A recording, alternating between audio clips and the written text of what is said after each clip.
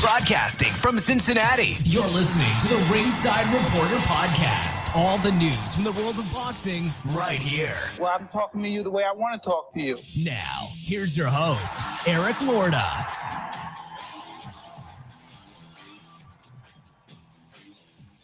And we are live. Welcome to the Ringside Reporter show, where we talk about the latest boxing news.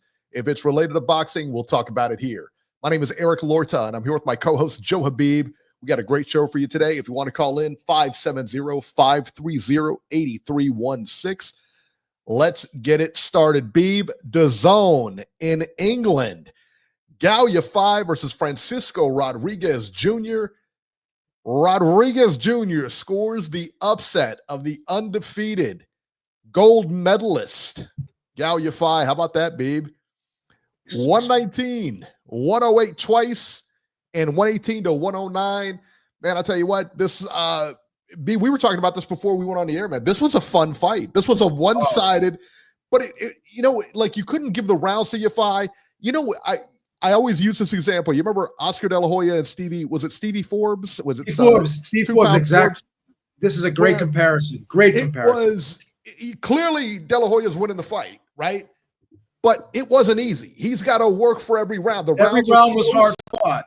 Every round was hard fought. You had to give it to De La Hoya because he was winning the rounds. And the same thing here, you had to give it to Rodriguez because he was winning the rounds. However, they were in a fight. I mean, it was one of those type of fights, man.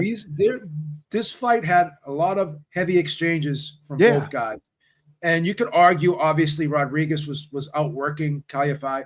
Galal Yafai was having a hard time keeping him at a distance because Galal Yafai was having a little bit more success when he was in the mid range, but he couldn't keep him there because Rodriguez was in his chest, kept applying the pressure. And I think Yafai was wearing down. He got a little tired, but he was hanging in there. Like he had to hold on a lot because he was trying to catch his breath because the pace was a little too fast for him. I think this was a pace that he wasn't used to. And he was probably caught off guard because he's sitting there saying, you know, Rodriguez he's got some miles on the tank too. And how is this guy able to fight at this pace? You know, this guy's got some miles on him. He's been around the block a few times. How is he able to do this? He's an older guy himself too. He's been in there. He's had over like 47 fights, whatever. So, it's like 40 fights. He had 40 fights, man. Something like that, yeah.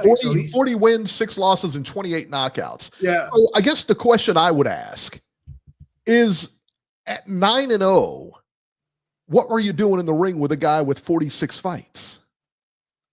Well, again, you're seeing a guy who's got 6 losses. He's been in some tough fights. Maybe he's on the other side of his career, and you're catching him when he's on the way down. But maybe he wasn't as far going in that downward trajectory as deep as you thought he was, and you caught him when he was probably starting that descent, but he wasn't far down. Yeah, he was at the top of the crest and then coming down. Yeah, he's coming down a little bit, but not far enough where you could capitalize on it. Let's get that right down. Big Texan, thank you so much. He said, "Hey, Beeb, my eye candy." Oh, get that right down. Oh, come on. What's the matter with you? You know how I roll. What's wrong? But get that down. But both guys were busted up a little bit, and Yafai, as you said, even though he was losing the rounds, he was hanging in there, and he was getting that right hand off in spots. There were times where he was able to establish that mid range and shoot lace that right hand through the guard of Rodriguez, and you could see how he busted him up a little bit, but there was just too much coming from Rodriguez, too much pressure, too much firepower, too busy, and he outworked him. And then there was I think it was a 7th or 8th. I think it was a 7th round. It looked like Yafai was going, but he held on, and then he got knocked down on the 12th, which was another round where I thought he may have been gone. But this is what it is. Yeah, he was clearly busier. 500 Team Batman said it was 593 shots. I knew the punch stat was outrageous on there. It was a pretty discouraging number, Yeah. But like I said, man, you look at the numbers and you say, well, it should be you look at the score, you look at the numbers. but it doesn't tell the story of the fight. Fight was good. I had a good time watching it, man. Those guys went at it, man. That last round, he put him down in that last round. He almost put him down twice in that last round. Yeah. He was staggered about mid-round. But Yafai, man, Yafai's got heart. You know, he's got a lot of heart. Yeah, a lot of heart. Made a really good account of himself. He's going to win some fans off of this, even though he lost. I know, obviously, you don't want to lose, but when you lose that way, where you're fighting hard and you're hanging on and you're getting your licks in as well too, get knocked down in the 12th, you get up and you finish it. The question you have to ask now is, with 9, was this too? Like you said, was it too soon? But not only was it too soon because of the experience, because now you got that. Shouldn't that he loss. be keeping this guy a little bit more busier than they are, though? Yeah. But 9 fights. He turned pro in 22. Yeah. And he's he's got 9 fights, man. Come on. Like, pick his. No, you're right. You want you're him to right. get acclimated to the pro ranks. Yeah. You have to pick up his pace. Yeah. You have to pick up his, What I'm saying is, this was a really tough fight that you could argue took a lot out of him. Do you want to sustain that much damage in your 9th fight when you got a long way to go, right? If you're going 25, 35, 40 fight career and you're taking, that much punishment in your 10th fight or whatever, you've sustained a lot of damage early in your career when this is where you're just getting started. Will that have a lasting effect moving forward? Again, he's young enough to recover from this. We've seen guys come back from brutal knockouts, but we've also seen guys who've been in some wars that don't always come back, right? So I think it's a fair question to ask. Yeah, I mean, and that's the thing, man. I remember when Tyson turned pro, they had talked about, we need to get him in the ring like every few weeks because he's going to get into trouble. He's going to get into trouble. And this keeps him on the path. This keeps him in the gym, keeps him training, keeps him out of trouble and all that other good stuff. Another great point. Yeah, great point by Aaron Daly. Aaron Daly, yeah. Which makes it even more perplexing. He's 32. Yeah, that he's only got 9 fights. 32 years old, yeah. With 10 fights now, but 10 fights, 32 years old. Yeah, good point, Aaron Daly. That's a great point, and he's 32. That's why we love these UK guys, man. They keep us up on our game. When we're talking about UK boxing, they keep us up on our game. Love them. Even though I have dual citizenship, I haven't been out there as much as I'd like to be. Yeah, why haven't you been? Is it the the honey dips over here require my services? I have to stay, man. Somebody's got to put these girls through college, huh?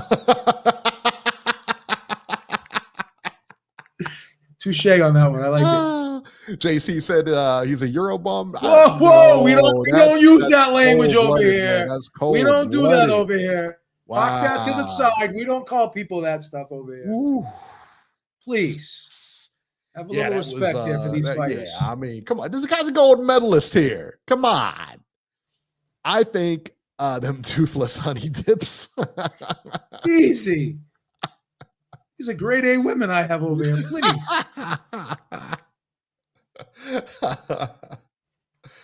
So I think, and I think that it was the interim. He was the interim WBC. I think he may have been looking past him. I really do. He was a decent favorite in this fight. Well, and not only that, it was in his hometown, right there in England, his home country. The stage was set for an impressive victory. Does a rematch happen here? I don't know. Do you want to fight this guy again after what you just went through? Do you want to fight him right away? Or you want to get a couple confidence builders first? Yeah. I don't know, man. That's interesting. If I'm the manager, I'm not taking this guy on right away. Time's not on that guy's side. You know what I mean? It's not on Rodriguez's side. Okay. No. So if you take a couple fights and then go hunt him down, maybe so. Listen, man, Yafai was just not prepared. And he's, I know he's gonna wake up today. He woke up today and said, oh, well, this wasn't right. This wasn't right. That was a tough fight for him. And that's where I kind of go out with it.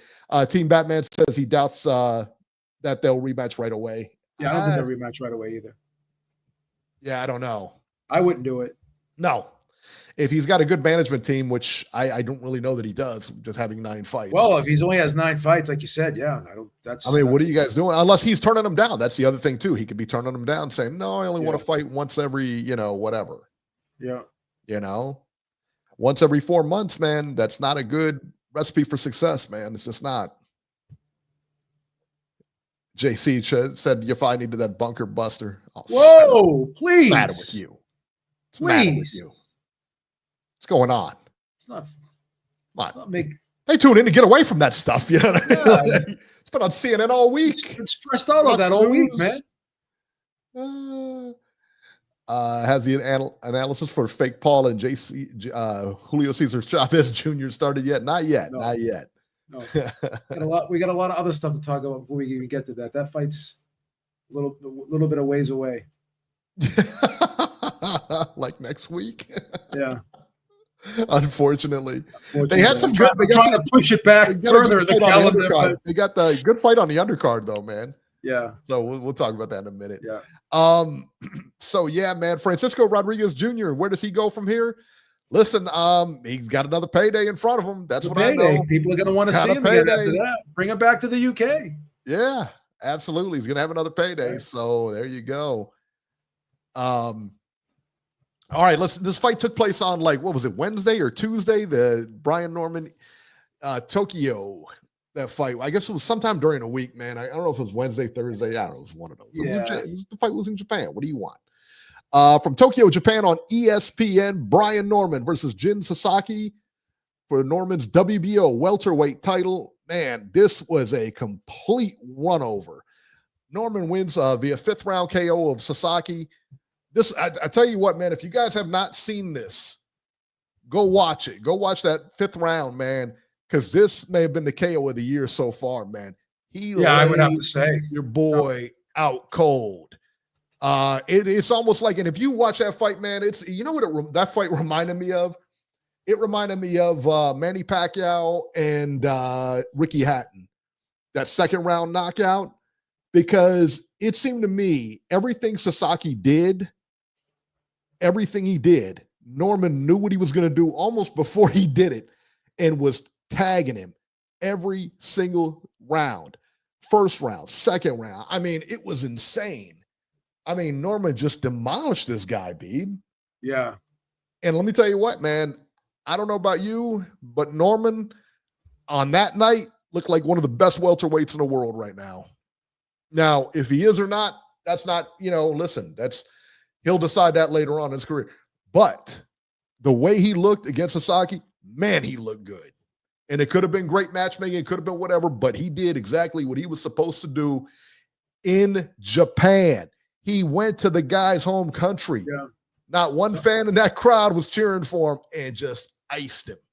Yeah. That was wicked. Very impressive. And, he called out, kind of covertly called out Boots Ennis after the fight. But Boots Ennis, it's indicated that his next fight will be at 154, but he hasn't vacated the titles yet. So could Boots get one more fight at 147 and have that fight be a unification bout with Brian Norman Jr.? I wouldn't mind it. But again, I've been always saying, and I've been concerned a bit, like Boots looks like he's dead at this weight at 147 in terms of just how the appearance. I'm not saying he looks dead in the ring. Right. He's able to still perform at a high level. You think that weight cut's taking a lot out of him? Yeah, it's gotta be, what I mean? Because it's dry. Right? He's emaciated on the scales. So, I don't know. Who is it? Mike Dolce. You remember Mike Dolce? Yes. He's probably still around. Why don't more fighters hire him? Or even what's that other fool? Chris Algieri. Yeah, right? Chris Algieri. He's another nutrition guy. Yeah. Yeah. I don't understand. Why don't they hire stuff? Why are they still doing stuff where they're cutting weight the day of? Even those UFC fighters are cutting maybe 1 or 2 pounds. Yeah. A lot of times, like I said, Dolce, if you're working with Dolce gets you, you step on the scale, that's that. Yeah. I don't understand it. Just these guys are cutting a crazy amount of weight. Just bigger name fighters too, who can afford it. You know what I mean? When they get their paydays and stuff, they can afford it. Buy a nutritionist. And I believe Errol Spence, he spent way too much. What was he was like 15 years or something at welterweight? Yeah. Should have moved up a long time ago. Yeah, but you know what? You get used to it. You don't, it's the grind every day. That's what you're used to, and you don't know. You always think you can do it for one more fight, and that one more fight becomes 2 more fights, becomes 3 more fights, 4 more fights. And I'll tell you, and a lot of people point to that in that Terrence Crawford fight. Listen, I don't care what shape, what condition Errol Spence was in that fight. He was not winning that fight. Yeah, I always thought, regardless. I mean, regardless. And I think I picked Errol Spence before the fight too. Yeah. Because I'm a huge Errol Spence fan. But that being said, man, look, he's not the same fighter now that he was. But even prior to that, you're not beating. That was just, sometimes when the fight unfolds, it doesn't matter when you guys fought. The guy is just better. And that's what we saw that night, man.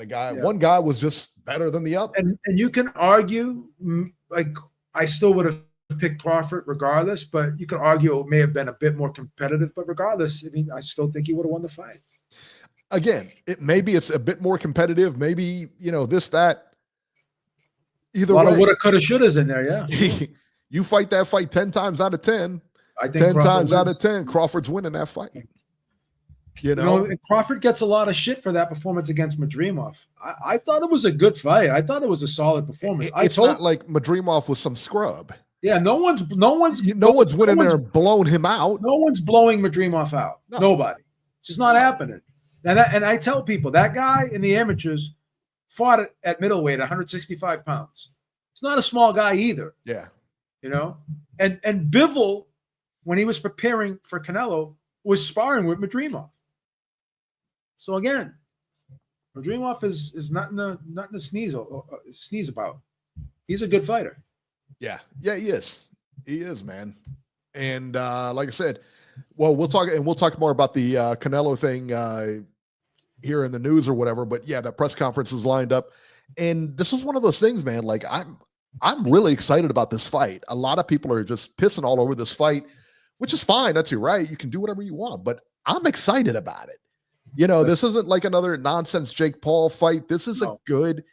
Both these guys are good, and I understand that people have their, well, we got one big guy versus the little guy. He's moving up 2 weight classes, this and that. Yeah. When you saw them both together, they did not look that far apart. They did. Crawford is bigger than him. Crawford looks bigger as far as like height-wise. He's definitely taller. And again, like I've told you, and like I've told you before, he's not going to be able to like bully him in there. He's not going to be able to rough him up. He's not going to be able to muscle him out. Yeah. Like I said, Crawford with a wrestling background, man, you're not moving that guy. He knows what to do. Physically strong guy anyways. Like you see him like deadlifting deadlifting like 400 pounds, man. The guy's no joke. Yeah. Wasn't he? Remember when he was doing deadlifts from the jeans or whatever? He was in the gym. He was doing deadlifts with jeans. Yeah. Like, what in the world? Yeah. Yeah. That's a lot of weight, son. Crazy. Yeah. Don Chile says that Crawford is over bulking. Maybe I don't know. Listen, I'm not a trainer, so I don't know, man. I would think he's paying people a lot of money to, get set with it here. So, all right, let's talk about Newark, New Jersey, Beeb. ESPN Plus, Vito Mielnicki Jr. versus Kamil Gardzilik, 10 rounds middleweights. This was completely one-sided. Mielnicki wins a lopsided decision, 100-89 on all scorecards. Say what you want about Mielnicki, right? We've interviewed him a few times. He's a friend of the show. He's a nice kid. Very, very friend of the show. But we have to at least give him credit. He has a style that is very fan-friendly. He's fun to watch. Is he dynamic? Is he world champion level? It's possible he at some point in his career he could pick up a title, but is he ever going to be like a standout in the division? Is he ever going to be the man? Time will tell. I don't think so, but he has the potential to make a lot of money in the sport. He has the potential to possibly become a belt holder, possibly pick up some regional titles, whatever. But he's a fun guy to watch. So at the very least, he puts on 21-1. Yeah, at least are you going to up this dude's competition now? I mean, for real. Yeah, you're going to have to. He's still young, but you got to make a gradual step upward here because they're kind of keeping him at this. You know how Top Rank is. They like to move you slow. You know? I mean, I get it, but at the same time, like really, like again, when is his competition gonna go? You got to start testing this dude. Yeah. Yeah. And the guy that you put in front of him yesterday, I get the homecoming and all that other good stuff. This wasn't a test for him. I mean, he's 23 years old, got 22 fights. So at some point, you may want to get someone in the bottom 15, bottom 20 of the division. So yeah, we'll see. Yeah, I agree. We'll I mean, get somebody. I mean, start either you're in the top 20, top 15. I mean, what are we doing? Mm-hmm. And again, with 22 fights under your belt, you think that like, hey, or 23 fights, because I think he's got 1 no contest. So like, what are we doing here, man? Either you're gonna progress or you're not gonna progress. Yeah. Start feeding the guys that are gonna challenge this guy, man. Yeah. Because again, and again. And Shiraz moved up to 168 now. You got Carlos Adames, who's getting up there in age. You got Arislani Lara, who's getting up there in age. I mean, you're probably a little bit away from those guys, but if you wait them out a little bit, you catch them on the way down, may be able to get something. See what happens, See what happens. We'll see. Okay, so now on an undercard, Brandon Lee versus Ilyas Arajo, excuse me. 8 rounds, junior welterweights. Brandon Lee wins again, unanimous decision, 80-72 on all cards. Brandon Lee is another one that's just super, super frustrating. You got a guy here who's got all the talent in the world, seemingly has all the talent in the world, doesn't fight. I don't know what he was doing while he wasn't fighting. It's just like he takes large patches of time off. Either you're going to do this or you're not going to do this, man. Yes. Like, what's the problem? Is it like promoter issues? What is the issue here? Yeah, this was like an 11th month layoff. Yeah. He said he was getting his associate's degree in criminal justice, and he promised his mom that he would get that degree, so that's why he took time off. He's 30 years old. What? He's 26. He's 26. Is he 26? Yeah, 26. Oh, I'm sorry. He's 26. That's right. Yeah, he's 26 years old. He's got 30. He's 30 and go 0. To school. Yeah, he's 30 and 0. He's 26 years old. I mean, listen, man, you're not going to find a bigger education proponent than me. I tell kids, hey, you got to go to college, everything like that, and all that other good stuff. Big believer in getting your degree, going and getting an advanced degree, and everything like that. You'll always hear me. I do nothing but talk positively about this. However, babe, you're a professional fighter, right? That's like being a stripper in a lot of ways. Why do I say that? Because the window is like this. This is your window right here. This is the rest of your life, and this is your window to do what you need to do. If you're stripping, that's your window. And if you're a professional boxer, that's your window. It is a very short window. You can go to college after it's all said and done and pay for it. You know what I mean? Like you can go to college when this is all said and done. You cannot take 11 months, babe. If you know what this tells me, listen, and maybe I don't know. I'm just saying. 11 months off, I question your commitment to the sport. I really do. I question your commitment. If you took 11 months off to finish a degree or whatever, or do whatever you're going to do. Again, man, look, you're either in or you're out. You're either in or you're not in. And to be in this, you got to be 100% in. Think you should have went to night school or something while he was boxing? I don't care what he did. Just keep boxing. Why? Yeah. What about people that have 2 jobs and they go to school and they work? People have 2 jobs. You were training all night. You were training 24 hours a day. There was no reason for him to take time off. None. Yeah. I don't get it. 26 years old, 30 and 0. 30 and 0. 23 knockouts. Yeah. And early in his career, he was what I'm going to do, I tell you what I'm going to do. I'm going to take 11 months off. What? What are you doing? I I don't think the board of directors are going to be very happy about that over at Beeb Industries. I tell you what. Yeah, So- no doubt. They're not going to allow that to happen. Nobody's real excited about that. I mean, come on, man. UFC. Robbie takes 11 months off. I don't think anyone really noticed, but I don't think anybody would notice. But you take 11 months off, forget about it. Yeah, You're gonna have problems. We're gonna have some conversations. Tell you that. Santa Ynez, California UFC Fight Pass. Callum Walsh versus Elias Espadas. Why was this in California? Why was Callum Walsh fighting in California? Who's doing this? That's a Who's good question. promoting this? Why would you put Callum Walsh in California? I don't know. Inquiring minds want to know. Yeah, right. Geez, Callum Walsh wins a tech decision over Espadas. There was an intentional headbutt that occurred, and the fight was stopped, and they went to the scorecards. It was 50-46 on all scorecards. Babe, I didn't catch the fight. I'm glad I didn't catch the fight because from everything I've read, it was just not a great fight. It wasn't exciting. There was nothing about it. So nothing earth-shattering about that fight at all. Right.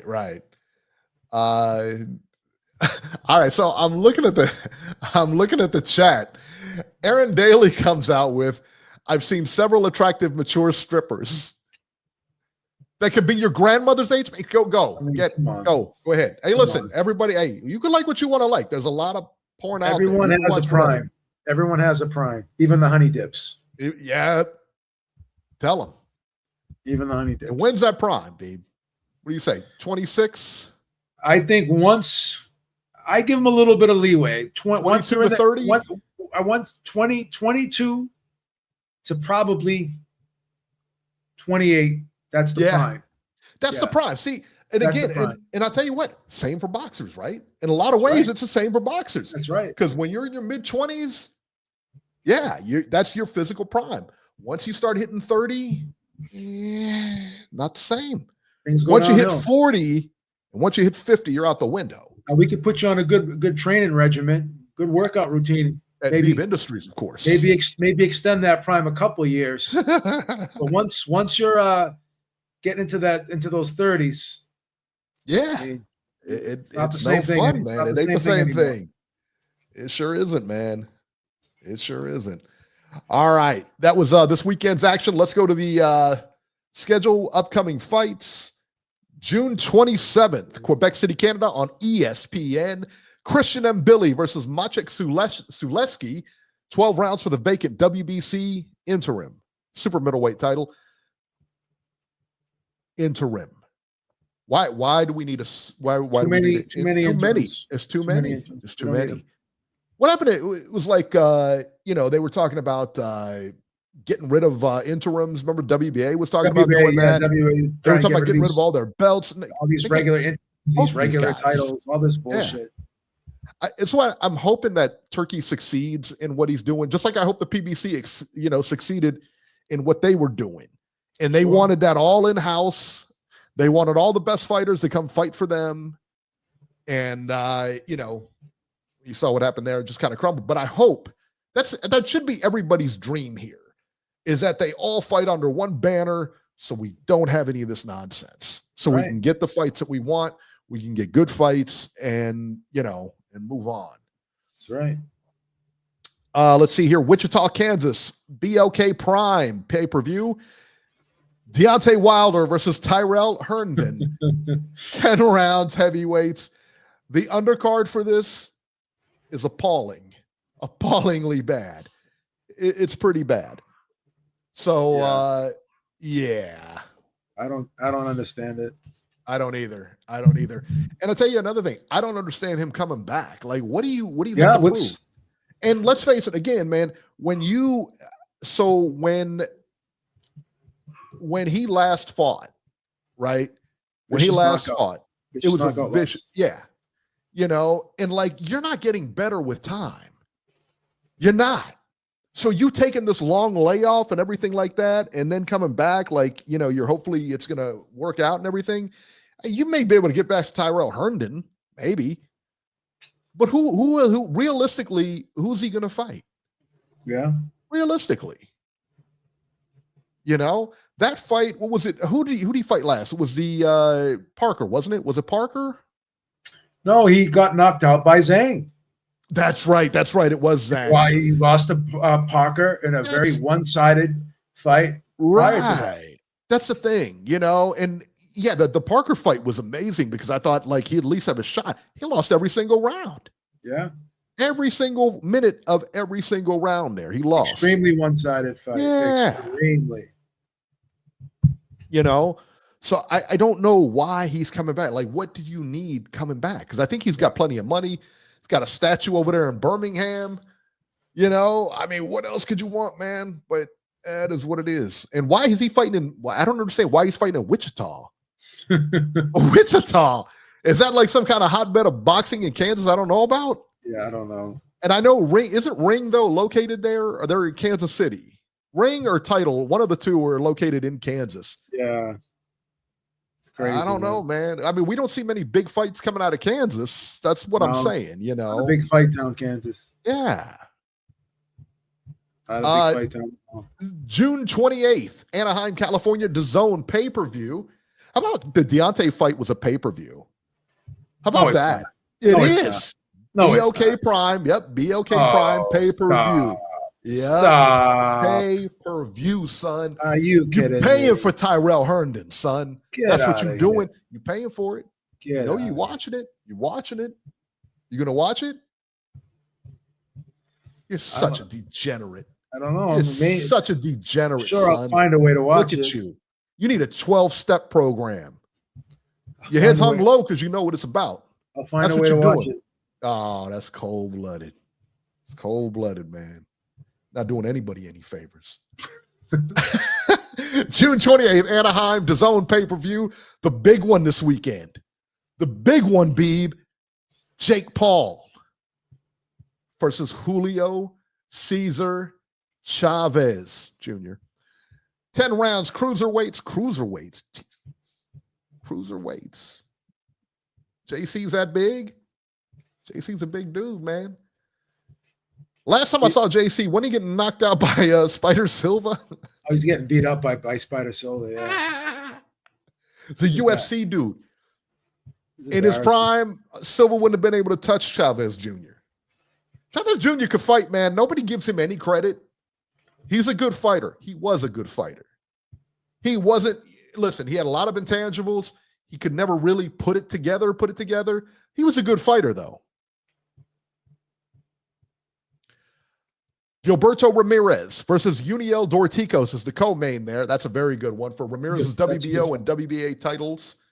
Holly Holm steps back in the ring versus Yolanda Vega in a fight absolutely nobody could care less about. That's another head scratcher. Yeah, I don't understand that either. Yeah. I don't get it. Again, Holly Holm was getting massacred in the UFC when she left. Yeah. You know, like what is she 42? She's like 42 now, right? She's got to be up there. Yeah. She's out of the prime, the range of prime that we have established here. She's out of the range of prime. Floyd Schofield versus Tevin Farmer. Not a bad 10 fight. rounds. These are good fights, guys. These are good fights, man. Gilberto Ramirez is a good fight. Floyd Schofield's a good fight. And that's about it. Jake Paul, what do you think of the Jake Paul fight? Do you think he wins? Yeah, Jake Paul should win. The question is, like, Chavez got a great chin. I think he's only been stopped once in his career, if I'm not mistaken. And that was kind of like a fight where he decided, was it once or twice? I think both fights he decided. Did Jacob stop him too? Well, you know what may happen too is you got to wonder about his training. Yeah, but the thing with Chavez is he was not really knocked out. He just kind of packed it in a little bit, decided he didn't want to continue in those two fights. But he has proven to be very durable. So the question is, you know, Chavez is 39. The question is, you know, will he finish this fight? You know, will he finish this fight, or will he kind of bow out? I wonder if he's going to quit on a stool or something like that. I don't want to use the Q word, but this is a 10-round fight. The Anderson Silva fight, I believe. I think it was it was an 8-rounder. in this civil one. You know, and his last fight was against Uriah Hall, which was a 6-rounder. So this one's a 10-rounder, right? So be interesting to see.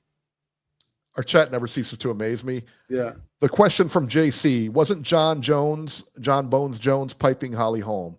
Oh, How would I know? How would I know? Jesus Christ. Would they come out with a sex tape? What are you talking? I don't know. How would I know? My mind is not on these things right now.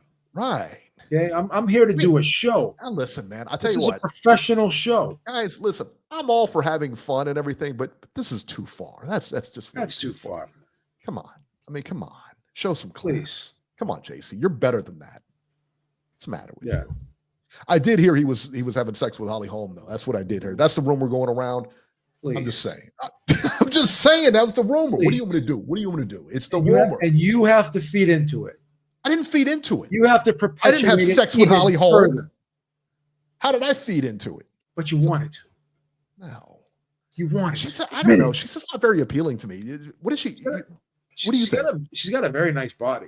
Well, yeah, she's a professional athlete. Of course, she has a nice body. I think I'll be honest. She's like a butterface. Yeah. Am I wrong? I like the body though. Now, sometimes I can overlook the face when the body's good. But the honey dips, I mean, I don't have that problem with honey dips. I get both things with the honey. They usually blindfold you first. Enough with that, please. Now you're going too far. Speaking of master of the honey dips, Robert 530, you're live. What's up, Bobby? Bobby. I'm not getting involved in this craziness. How are you guys? What's going on, How Robert? you doing, Bobby? Stop it. Not much. Not much. You buying the Jake Paul fight? It's not a bad I card, already Robert. told you yesterday. It's not a bad card. Hell no, I'm not buying. I don't know. Do you think it's a bad card? No,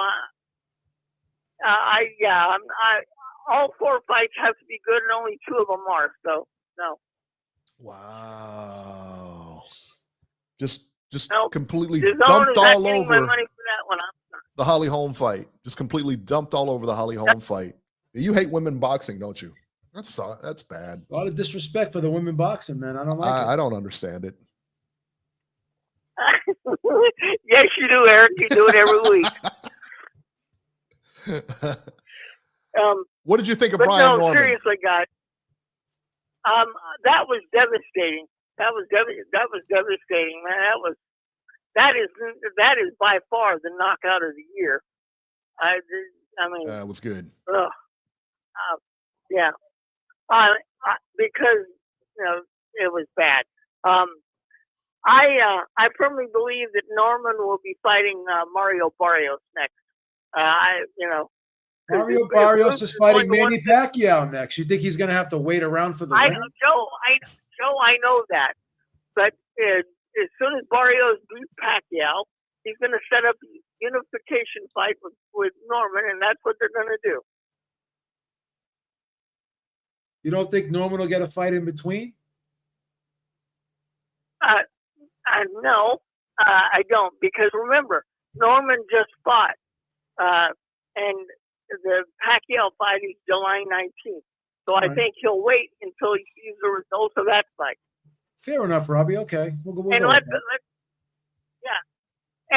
face it, guys. If Pacquiao somehow pulls off the upset, which I don't think will happen, Norman will get a hell of a payday if he fought Pacquiao on pay-per-view. Yeah, I don't think Pacquiao would go near. I don't think Pacquiao would go near Norman, though. I don't think Pacquiao would go near Norman. No. I don't think so. I don't think so either, Joe. I agree with you. Norman and But Barrios, 2 different fighters. 2 different fighters. Yeah. Don't even put that out in That's the universe, Robbie, please. Yeah. And I know look, you'd like to be I think Brian hyperbolic Norman with these statements. I think Brian Norman would beat Mario Barrios myself. Most people do, Robbie. Did you say Brian Norman will beat Mario Barrios? Yes, that's what he said. In other words, I think Norman would win. In other news, the sky is blue. Yeah, of course he's going to beat him. Of course he would beat Barrios. Yeah. Just like Donald Trump stuck it to the Iranians yesterday. Oh, please, don't start with this now. Enough. You are such an airhead. Come on. You were such an airhead. Why do you have to go there, please? Yeah, let's just start World War III. Why not? Please. Yeah, let's do it. Yeah. Anyway, you can have the day you voted for. How about that? No, and the Wilder fight being a pay-per-view thing too. That's ridiculous. I mean, this is a terrible week for boxing. It really is. Terrible week. Oh, that's cold-blooded. It's cold-blooded. All right, Robert, we're going to put you back in the queue. Get him out of here. Get him out of here. Chad agrees. Get him out of here. Wow, Give that him was the rough. hook. Go eat Give your him the breadsticks, hook. Robbie. Give him the freaking hook. Put him in the closet with coffee cake. Jesus. Ugh. Yeah. How do we recover from that one? All right, let's see here. 410. I believe this is Jerry from Baltimore. Live. Jerry, how are you, Jerry? Jerry? Hello. Jerry? He's on the keyboard. He's not typing. He's typing in. He's not listening. All right. Going. Yeah. Oh, hold on. I got you. Are you there? Hello? All right, Jerry, you there? Hello. What are you doing? What are you waiting for? What are you Fucking doing? theme music to play? You in the bathroom? He was like 10, 20 seconds in, like, hello. You're lucky we waited around. A lot of times we won't. Come on. Slow down now. Shining your knob there? What's going on? Please. How's things in the transgender community? Let's just get that out of the way. They're doing great. Oh, They're doing great. Why are we doing this? Big Texas is doing well. Him and Beeve have a lovely relationship. Enough with Big Texas and Beeve, please. Stop it. Well, I got to tell you, one of the funniest things I've heard in weeks was, Eric, you just calling somebody a butterface. I guess I could be considered a butterface too, no? If she's a butterface, you're a baked potato. I'm Mr. Potato Head. All right, Mr. Potato. All right, now let me get some shit off real quick. All right, hurry up. Hard not to be impressed with Brian Norman in his last 3 fights, but I'm not at all impressed with his opponents. The guy he won the title from was old, looked like he was half his size, tried to survive a couple rounds and quit. The next guy, the voluntary, he took in two fights ago, same thing. Guy had no fight in him. He basically quit with very little. He took one good whack and he quit. And then this last guy, Sasaki, yeah, that was a beautiful KO. But who is this guy, Sasaki? Who in the hell had he beat? I like Brian Norman. He's a strong welterweight. Anyone can see that. But with him and any fighter, I don't really go blowing them up or tearing them down until they go to the next level. And he's yet to do that. And I got news for you. Barrios is no walkover. Not whatsoever. So that, if he can beat Barrios, then I'll give him some more props. But he's yet to fight anyone on Barrios' level. And I'm not trying to blow Barrios up, but I'm just saying there's levels to this. You guys know that. Norman, they've been matching him nicely to build his brand a bit, and he's been doing his part. But let's see what happens when he moves up to the next level, title or no title, because he still hasn't fought the next level of guys. I want to talk about Canelo and Crawford. Intrigue is building for the fight. I've liked the fight from day one. The first thing I want to dismiss, because I heard you say a little while ago that Crawford's definitely taller. And I know you got eyes in your head. I mean, they're googly as hell, but I know I see you got them. How do you not see that neither one of these guys, they're basically the same height? When they're standing there looking at each other, they're eye to eye. One photo, Bud looks a half inch taller. The next photo, Canelo looks a half inch taller, which tells you it depends on what shoes they're wearing. They're listed at 5'8" anywhere you go. Some places got Crawford at 5'8.5", but they're listed at 5'8". There is no height advantage for either one of these fighters. So, getting beyond that, the big intrigue for me in this fight is how will Crawford fight with that extra weight? Is he going to have the stamina, and is he going to have the punch output that he's going to need? Because trading with Canelo is not going to be a good idea. So he's going to have to employ a stick and move type of fight plan.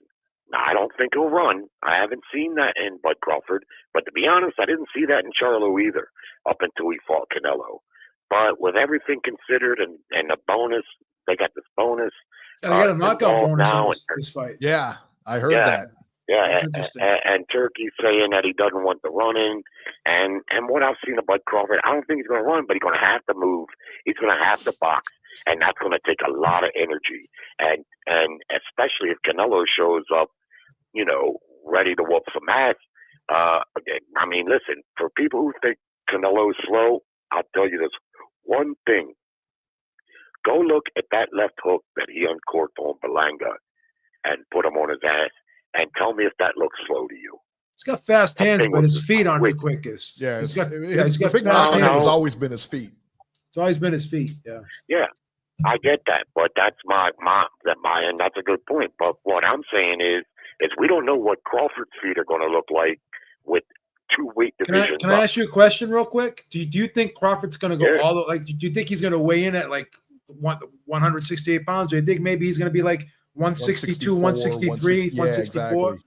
Remember when Ray Leonard fought at super middleweight? He was like 162, 163 pounds. Like he never fully moved up to super middleweight. Yeah, and from what I remember, that Lalonde fight was fought at a catchweight. A lot of people don't know that. Correct. They didn't fight at the 168-pound limit. No. So, and which to me disqualifies it as a title fight. But nonetheless, I've read and I've heard, and I don't know, I wasn't there, but I heard that Bud Crawford was 169 the night he fought Madrimov. Now, I know Bud Crawford, I've heard him say, even when he was fighting at welterweight, that he walks around at 170 plus. But you know what's interesting, Jerry? You know what's interesting, Jerry? Not to cut you off. I watched the Pierce Morgan interview, and Pierce Morgan asked him, "What do you weigh right now?" I don't believe him, but he goes, "I weigh 155." I don't think he weighs 155. I think he's probably closer to 170, as you just said. He damn sure doesn't look like 155. In fact, to me, just from what I can tell, like with the press conferences, he looks like he's overweight right now. I would suggest, but we're 2 months out from the fight still. So they probably haven't started their training. But to me, it's not advantageous for either one of them to try to come in heavy, Canelo included, because I think the biggest advantage for either is Crawford's a little quicker than Canelo. Now, Canelo is no slowpoke. Anyone who thinks he can't punch fast enough to get his shots in is sorely mistaken, and especially Crawford, because he does get hit. But Crawford's very instinctive getting off his 1-2. That's how he beat Madrimov, at least in my opinion. He was getting a 1-2 off real instinctively. And Canelo is more deliberate. He's always been more deliberate. But Canelo shouldn't try to come in too heavy, because that's going to could possibly further Crawford's advantage in speed. And conversely, Crawford shouldn't try to come in too heavy, because he's not going to outmuscle Canelo. I know people like to say, "Oh, Bud's strong. Okay, he can be not going to outmuscle Canelo, but he can outbox him and outspeed him, and that's his key to victory. And in my opinion, lastly, Canelo's key to victory is something. What he needs to do is, unfortunately, something I've never really seen him do, which is he needs to fight more of a typical Mexican style, what we call Mexican. Like the second Golovkin fight. Yeah. To a degree, but I'd say even more pressing, because, I think he needs to get Crawford up against the ropes and just tenderize his body and just trade with him in there, because he's got the chin to do it. And that's not discounting Crawford's power, because Crawford can punch. He's got sneaky power, too. He seems to catch guys with shots they don't see. But I don't see him knocking out Canelo. But I think Canelo should fight him just like that. He should get right on top of him and test. Hey, you're going to have the endurance here? Because Canelo's been, criticized for endurance problems, but that to me has been entirely overblown. That happened in 1 or 2 fights where he got a little bit tired, nothing crazy, and people just ran with it.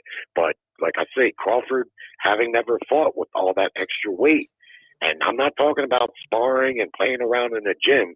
I'm talking about you got a beast that's coming after you, and that adds even more. And we've seen what happens when these guys try to employ, that stick and move strategy. It has a real negative feedback where it can work out where by the sixth round, they're exhausted from the mental pressure, which like, again, what I say, Canelo's got to put that on him. He's got to put that pressure on him. Canelo always wants to box. He's a boxer puncher. They're very similar in that regard. They're both boxer punchers. They'll box with you while they're looking for the big punch, right? But Canelo in this fight, I think, should jump right on him, man. Jump right on him. Don't even let him get going, And that'll make for a great fight, too. Canelo's saying he wants it to be a great fight. And then lastly, the presser today, that shove, that bullshit, that was all staged. They were laughing at each other. Yeah, I mean, I don't blame them. I mean, look, you got to make the most of these press conferences. That first one was like a wedding reception. I mean, it was, they go and eat dinner, and they're sitting there holding hands, watching Pierce Morgan. I mean, fans, especially the casuals, they want something more than that. So what I've seen there was staged, but I don't blame them for doing it. And the next one they ought to ratchet it up a little bit, right? There you go. All right, Jared, we're going to get running, man. Thank you so much for the call. Good points. Good points as usual. He's good. He's good. Boxing, thank you so much. I'm sorry about that. Boxing too. He said, ask Jerry what kind of shoes, what shoe size Canelo and Crawford are. Oh, that's unnecessary. A little too much information. Not required. Not required. I'll say they're both a size 9. That's right. There you go. Maybe a 10. All right, let's talk about the news and rumors here. Canelo Crawford kicks the press tour off. Let's tell you what we know about it. Max Kellerman will be announcing the fight. He will be one of the color commentators. I don't know who the others are. I wish it was Jim Lampley. I heard Jim Lampley will be in there. I don't know. Jesse Rican told me that he heard it was Jim Lampley and Max Kellerman, but I've only seen Turkey Al-Sheikh tweet out that it was Max Kellerman, but I don't know if it's Crawford says that he will hunt Canelo down. So do you buy that? Do you think he's coming forward, or you think he's going to be a phone booth? Listen, Canelo asked Turkey for a smaller ring. Yeah. And so I've never really seen Crawford run. Yeah, even in that Victor Postal fight where he was fighting on the perimeter, he was moving a lot. He still held his ground. Yeah. He still held his ground. He knocked Postal down a few times. So there's going to be times where Crawford is going to hold his feet. Yeah. He always does. So that's what I believe. Kevin's Ghost said, Mauro Ranallo, please, no God. No, that won't happen. He won't be. Let's hope not. And then Dana White is promoting this. I hate the way boxing, I love the way UFC does their pressers, and I hate the way boxing does theirs. Sure, yeah. The promoters and all the managers, they talk way too long. Nobody comes there to hear them. They don't. Yes. They come there to hear from the fighters, do a Q&A with the fighters, and get on with it. That's right. I mean, if you watch a UFC conference, they're way more entertaining than boxing. And let the press ask more questions too, because then you have like fighter interaction and stuff. Right. And then you get the personalities and stuff. Sure. Reese Mack says, do you think Bud can hurt him or stun him? Sure. Yeah, absolutely. Absolutely, man. He's a big, strong guy. Yeah, they can absolutely. Yeah, he can absolutely hurt Canelo. But the other way, shoe on the other foot too, Canelo can hurt him. Why not? So there you go. So, and you said today I didn't see the press tour today. Was in New York or something like that, or I believe it was in New York. Yeah, and they pushed Canelo pushed him. Crawford was in his face. Crawford was in his face, laughing, taunting him a little bit, and he pushed him. I gotcha. So yeah, I mean that's coming up, and they're doing a great job promoting it. I think anyway. So yeah, I think it was great. Yeah, Jaime Munguia, his problems keep going. His B sample came back positive. I'll tell you what, I for one am shocked that his B sample came back positive, babe. So now, when that B sample comes back positive, that's when they start talking about suspensions and start giving you time off. Oh, he's getting suspended. Yeah, I agree. Yeah, you can't. And what about the trainer, man? Really, what about his trainer? And again, man, that's a lot of people. What is it? 6 different people popping for PEDs under that guy's watch. Now, listen, I know the trainer, look, the fighter's responsible for what they're putting in their body.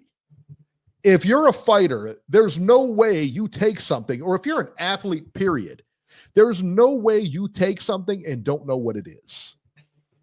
Beeb, have you ever taken something that you didn't know what it was?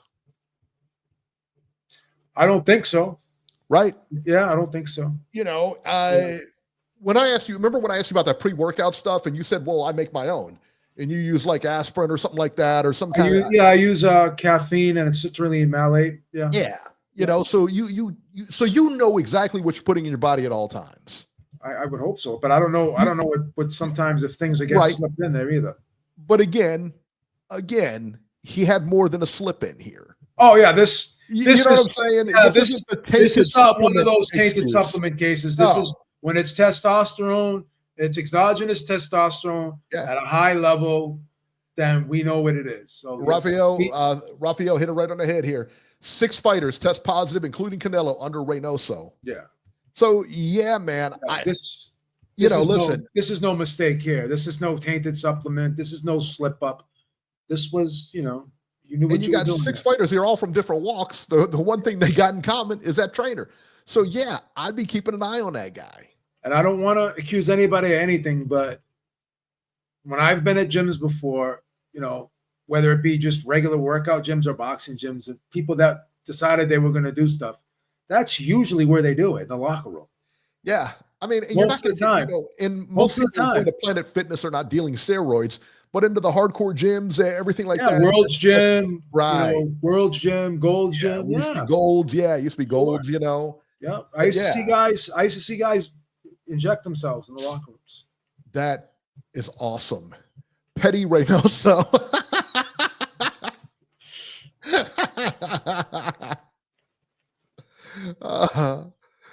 Not surprised like you would be a Trump. I don't know who he's talking to. I'm not a Trump supporter. Or maybe I am. I don't know. Who knows? Depends on where the wind blows that day.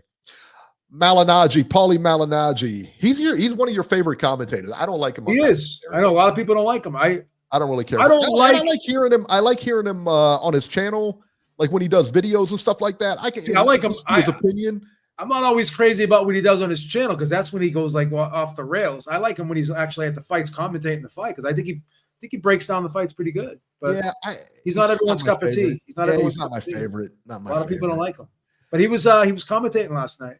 Yeah, Christina Ponch is good, but she gets too excited. I was sitting there watching the fight. And I was kind of like laying back a little bit. Then I heard her scream, and I was like, "What Christina? What happened? You okay?" She's like, "Oh my God!" Like she's like raises her voice to like panic levels. I was like, "Yeah, I'm not a big Poncher fan either." Her Rosie Perez, go. I don't like Rosie Perez is really bad. Yeah, I agree. Yeah. He signed a 3-fight deal. Malignaggi signed a 3-fight deal with BKFC. He's gonna break his hand again. I don't understand it either. That is the worst sport in the world for someone who has bad hands. If you have bad hands and you've broken your hands as many times as this guy has, and his last bare knuckle fight, what did he do? Broke his hands. So what do you think is going to happen? I think he's going to break his hands again. That's what I think is going to happen. Yes. I think that's pretty. Remember when Floyd used to fight? He used to wear in training or whatever the winning gloves, the ones from Japan. Yes, and because they were so padded. That it really helped his hands, and I think he's wore those in fights too, and he also wore the Grants in fights as well, where he could have them custom made to however he wanted. You know what I mean, with the stuffing and everything like that. It's no joke, man. I mean, bare knuckle is no joke. And again, I tell everybody this: it's a different sport, guys. It is a different sport. Absolutely. Bobby Gunn, bare knuckle champion. One of the greatest interviews you've ever done. What a great interview that was. Man, I'll tell you what, and Bobby Gunn, again, man, bare knuckle champion. Him and who's the other guy? Who was the one it wasn't Jim Jeffries, maybe. I don't remember. But it was Bobby Gunn and like John L. Sullivan was bare John. knuckle. Maybe it was John L. Sullivan then. Maybe Yeah. it was John Sullivan. But Bobby Gunn and John Sullivan are in the same category. You know what I mean? They're in the same breath when you talk about bare knuckle boxing. He'll tell you that there's different ways to throw the shot in bare knuckle versus in boxing. Why? Because you can break your hand. Break your hand, yeah. And I think when he talked about bare knuckle boxing, if I remember the interview correctly, he was saying like even the bare knuckle boxing, like the BKB they have now, it's not true. It's not. He doesn't get to consider it true bare knuckle because they actually tape their hands.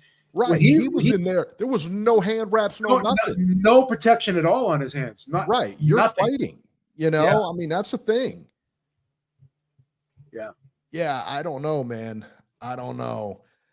I think that I think it's like I said, man, it's just a bad move overall. Absolutely. Yeah. You know, and last but not least, Dana White announced in a press conference last night at the UFC, the post-fight press conference on Saturday, that John Bones Jones is now retired. He retired rather than face Tom Aspinall for like a truckload of money. He said no. I think at one point he was talking about fighting Ngannou, or he was talking about fighting. He still wants to fight Ngannou. He still Why wants didn't to you fight him? Ngannou. You had a chance. You had a chance to fight him. He was in the UFC. You guys were both in the UFC. I think it was Ngannou who decided he was going to go to PFL. Remember? Ngannou didn't even want money. He wanted like something about insurance or something. I don't know what it was. Yeah, his But anyway, problem was he didn't want to. I believe, if I remember correctly, during the Joe Rogan interview, he didn't want a long-term deal, and he was looking for some benefits. Yeah. Hey. Yeah. Iceman, I think he said it the best. Boxing gloves aren't worn to protect boxers' face. It's worn to protect their hands. Absolutely. 100%. That's why you wear them. Remember we had that discussion with my brother, and he didn't understand that when you have gloves on, it actually fighters actually punch harder because they're not concerned about hurting their hands when their hands are bare. They don't, and again, when you have the tape on your hand, it's like a weapon. It becomes like a cast-like weapon. I'm not saying it's illegal, like Pastor Paris cast. With those tape, with the tape, and with the gauze, it creates a blunt force object. Yeah. So it's different.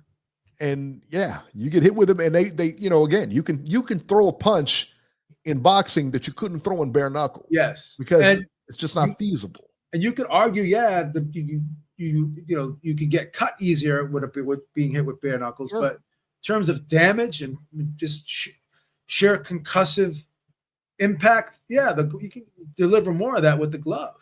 Yeah, absolutely. Yeah, absolutely. All right, guys, that'll do it for this edition of Ringside Reporter. As always, you can catch Joe Habib on X at jhabib1. Find our YouTube channel at ringsidereporter.com, and you can find me on X at ringside73. And guys, we will see you next week. Happy Father's Day to all you fathers out there. Happy Father's Day. Happy Father's Day. Go. All right, guys. Get him out.